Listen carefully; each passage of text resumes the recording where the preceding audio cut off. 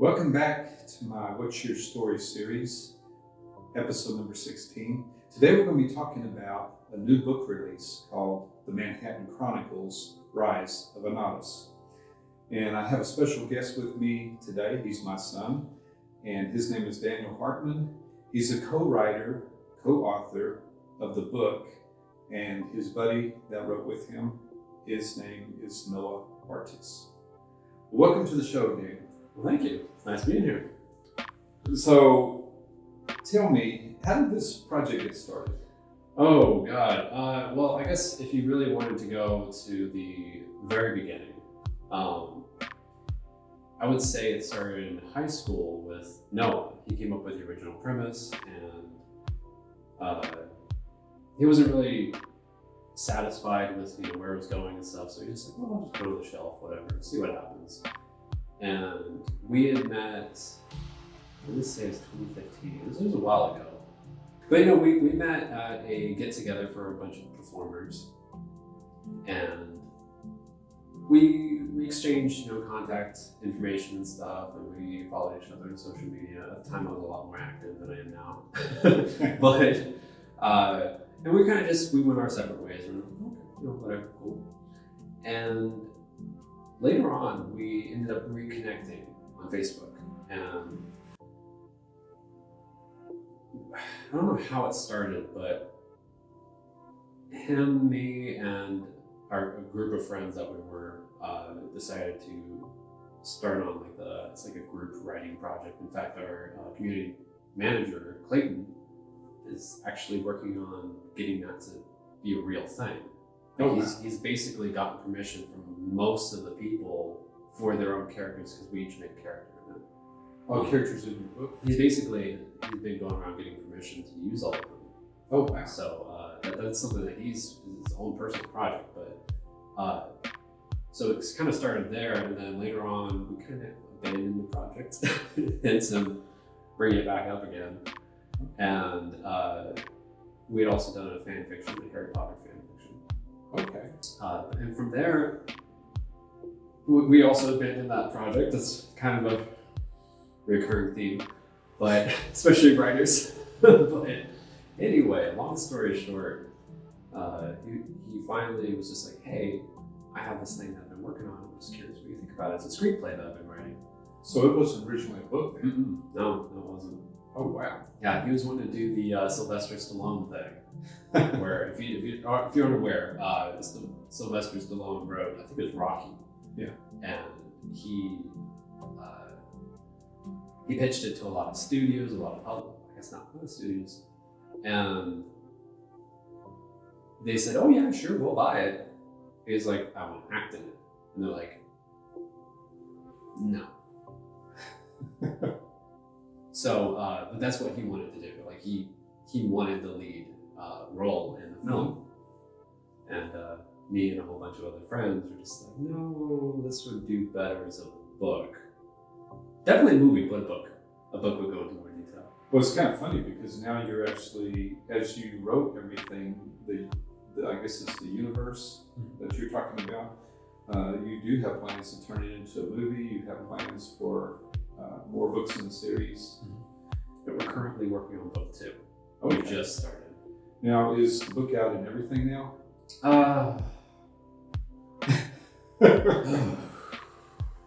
That's a little question. Well, that's been really interesting watching your journey. I mean, it's also been like 6 years, Yeah. as we traveled and then around the country up to Alaska even, and then Noah's in Atlanta. Y'all met in Orlando, Florida, at that event, and Sponsored by water.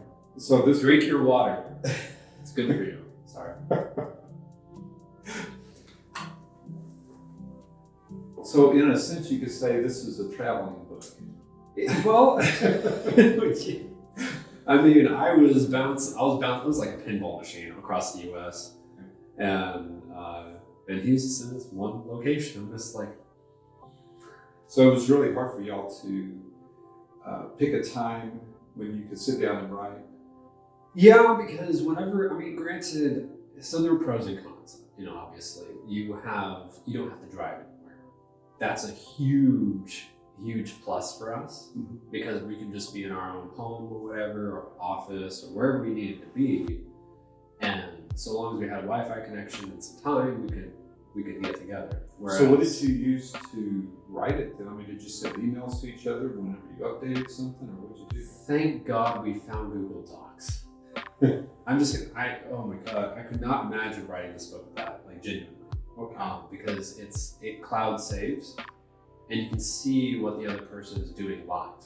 Oh, that's awesome. So if they write a sentence, you're like looking there and you're just like, oh, he's actually typing out the sentence letter by letter. Oh wait, he had to back up a few. You know, like it was that detailed. So what did you do when you weren't on at the same time and yet you were wanting to update the files? How did y'all figure out what the other one added to it while the other one wasn't looking? Well, there is a system. Google sponsored me. I'm just saying. But there is a system with Google that does allow you to see edits that have been made, and it's a little inconvenient to get to. Like you have to really figure it out. So what we would just end up doing is just like if there was changes that were made that were anything more than like, oh, that's a misspell. You know, let me just fix a typo. Anything other than that, anything that was bigger, we would actually talk to each other. Okay. Mostly we used Facebook Messenger to do that. Okay, did you ever change the color of what you added? What do you mean? Like, you know, if you wrote the whole manuscript in black on white paper or white background, say if you added something, you used the color red, or you used the color green or something like that? So we actually, we did something similar to that. We used highlights. Okay. So just as a highlighter would highlight, you can change the highlight setting. And I think his was light green and mine was light blue, I think. But whenever we were writing new stuff, like we were not editing something, because God, that would have been a nightmare to on-highlight. But like the new stuff, anything that we were working on, we would highlight in our own colors so the other person could see in their own time, oh, look, they wrote this. Oh, that's really cool. Or, oh my God, no, we got to throw that out. It's happened once or twice. We've had arguments and it was not good, but we got through it. All right. So now you were talking to me about a universe. Mhm. So tell me more about how did y'all create this? How did you even think it up? With how it started, he had a basic plot premise and an outline and a bunch of scenes. Okay. And the basic plot was always there, but when I got into the project, we started throwing ideas back and forth, brainstorming so much that we didn't have enough space for everything. So it grew to 3 books, because we had plot lines for each. And then it grew to 4 books. And it grew, and now we have several books worth of plots, not necessarily detail, but plots that we want to tell, stories that we want to tell, as well as some side projects, you know, like where this all began in the timeline, also backstories of certain characters that are fascinating, a different type of story, things like that. It's a lot of expansion. But you're talking about characters. Now, y'all did a special process, right? Can you tell us about that process? I would not recommend what I'm about to talk about. We went into too much detail. So what we did is, you know, as you do when you create a character, you figure out, the name doesn't matter. You just find a name, you go with it, and it changes, and you're cool with it. But you have a character, they have a purpose. That's important. You start with a purpose. Okay. Usually they exist because the plot demands it or because there's a hole in something that you want to fill. From my experience, those are the 2 good reasons to make a character. Yeah. You can also make a character because you just think it's cool. But those you gotta be more careful with how you place them in. But anyway, what we ended up doing, They're called, what are they called in the movie? Extras, right? Yeah, essentially, yeah. They're just like, oh, who's that? Oh, they're dead. Oh dear. But what we ended up doing with going into detail and like learning who our characters were, because we wanted our characters to feel like people. to do that, you have to understand their wants and needs and their base personality that everything else is built upon. Because that's what people really are in essence, is a series of wants and needs surrounded by personality, essentially. So what we ended up doing is at the time, one of the crazes that was going on was 16 personalities, which essentially gives you like a series of 4 letters that mean different words. You can look it up if you're interested, but it's different classifications. And another thing we did was an alignment test, which a lot of Dungeons and Dragons fans are very, very familiar with, where you have good, you have evil, you have chaotic, and you have lawful, and anywhere in between. Okay. Essentially. So, well, you telling me that reminded me of your tagline. And so, what is the tagline of the book? What are you? I guess you could actually show the cover there, because you have a tagline on it, don't you? No, I don't. No. Okay. But this is the front cover. If you're interested, I don't know if it's the lights on it. No, it is. Where does good end and evil begin? Well, that's interesting. How do you define that pivotal point, or do you have to read the book to figure it out? It's one of the underlying themes, I'd say. It's not like we're trying to preach anything, but it is something that, like, as I was reading the book, as I was writing the book, because like I said, we had the original manuscript. As I read that, and later on, go into writing, that was something that kind of stood out to me, and it's just like, no one here really, like, what is good is what is, whatever the word is for evil. I know I'm a writer, but whatever. But, like, what is good, what is evil as a person? Like, those don't really exist. People are not good. People are not evil. People are literally everywhere in between. Okay. So, like, where do you draw the line? Yeah. And it's not like the biggest part of the book, but it was something that I think I just said it once while we were talking. I was like, that's really good. Yeah, because you could have this person that's gentle most of the time, but they get in certain situations and something triggers inside of them, and it gets bad. So do you call that evil, or do you call that a good person with maybe something that they're not healed in, or and it just causes them to react? And so that's going to be interesting. I read the book; it's great, and of course I helped, I guess, give my feedback on it. Maybe send y'all a few edits. But, so where does this book take place? Tell me about the Manhattan Chronicles first. I mean, how did y'all come up with that name? Or did Noah already have So he already had the name. I think it was Manhattan Chronicles at the time. We added the so that we could get the URL. We could get the website. But good domain choice, right? Yes. Yeah, Manhattan Chronicles is a magazine, if you don't know. We don't want to spend, $10, $20, $100,000 just to get a domain name. We'd have to buy a whole magazine. I don't think that'd be a good idea. It'd be really good for like us, as far as just like, oh, someone who bought this, like, oh, but maybe one day. But no, he came up with Manhattan Chronicles. I think we ended up adding the later. The beginnings of the story, and I say the beginnings of the story, the beginnings of the universe, like where it branches off from our world, because it's very, very similar, like parallel. There's a lot of parallels to our own world. Okay. As far as like not events, we don't really go into that because that's a whole other thing. But this all started not in Manhattan, but with the Manhattan Project. Okay, and when did that start? Now, testing me. It's 1942. 1942? Yeah. 1942. So it was during World War II? Yeah, it was a project to create the atom. Okay. And the penultimate event was dropping the bomb on Japan. Okay. I can't remember the exact title, but it was killed a lot of people. During that test, some things happened. And so that's the Manhattan part of Manhattan Chronicles. I believe Chronicles was, again, because just inspired from the movie Chronicles. It just has a nice sound to it. Okay. And also to chronicle something is to write it down. So And it can fits. probably be just an ongoing thing too. The Chronicles. Yeah. Have different. Yeah. Okay.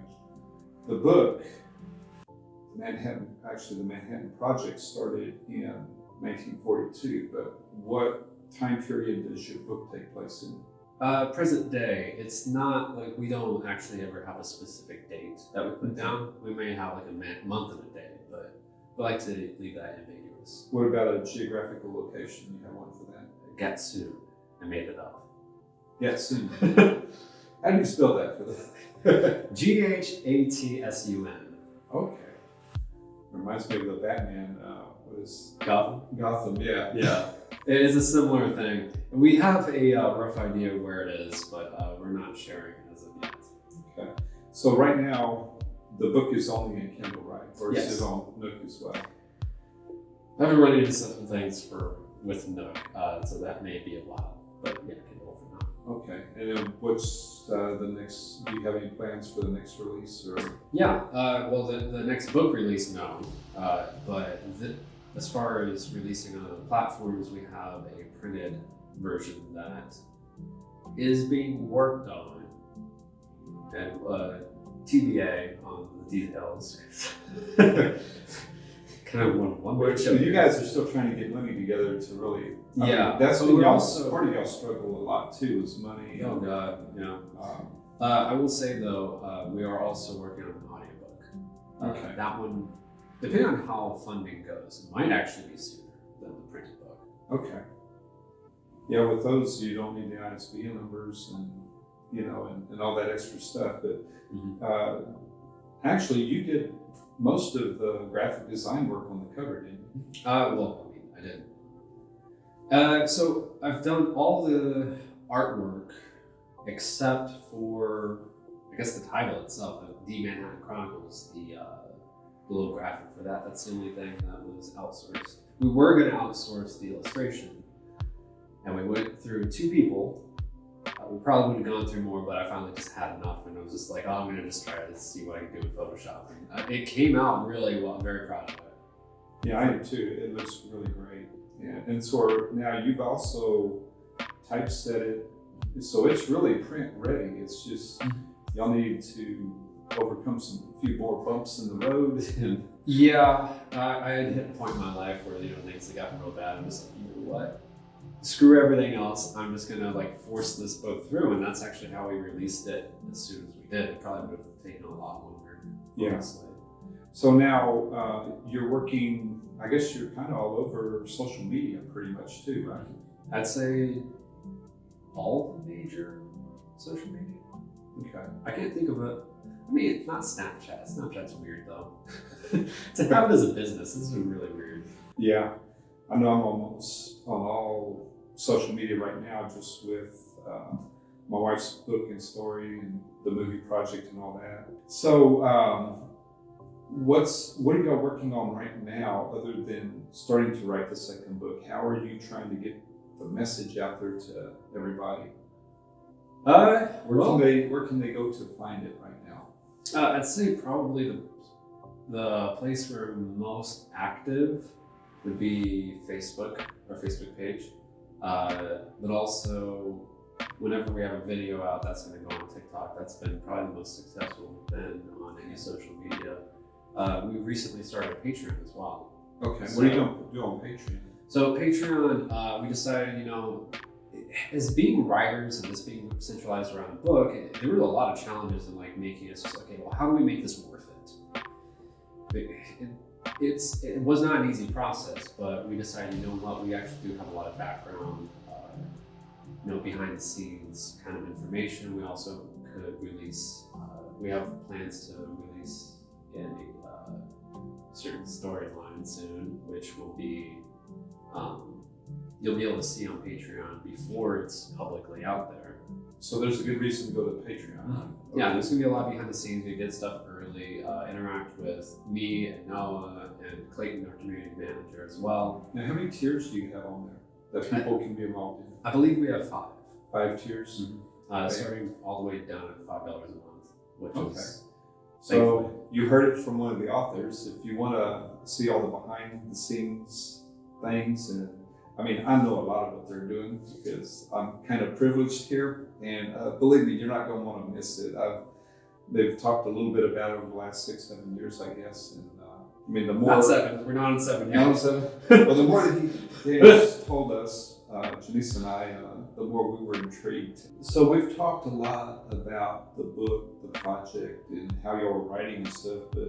And I know the characters, but I don't want to give away anything that I know you have all these things all set up for social media and stuff, which is really cool. So can you give your audience a little bit of information about the characters right now without giving away too much? Okay, well, the first character is Nathan Fletcher, the main character. He's a 17-year-old kid, and he grew up in a good neighborhood, supportive family, great friends. But he's like very dissatisfied with his life. You know, it's not going where he wants it to go. In fact, he's not even sure where he wants to go with it. It's kind of down to earth life, right? Yeah, pretty much. I mean, things get a little bit. It's a superhero story at the end of the day, so it is going to get a little bit bigger than life at some point. Yeah. But you know, we do try to keep it grounded. And you know, so he's grown up with 2 of his best friends, Jamie Wallers and